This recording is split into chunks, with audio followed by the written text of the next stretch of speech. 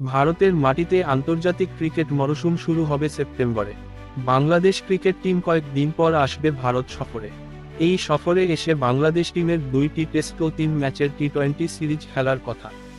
June মাসে টি-20 বিশ্বকাপ চলার সময় বোর্ডের পক্ষ থেকে ঘরের মাঠে 2024 ও 25 মরশুমের পুরুষদের আন্তর্জাতিক ক্রিকেটের সূচি ঘোষণা করেছিল বিসিসিআই।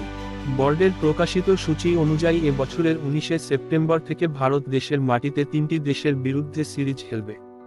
তার মধ্যে প্রথমে রয়েছে ভারত বাংলাদেশ টেস্ট। এবার ভারত বাংলাদেশের এক ম্যাচের ভেন্যু বদলে গেল।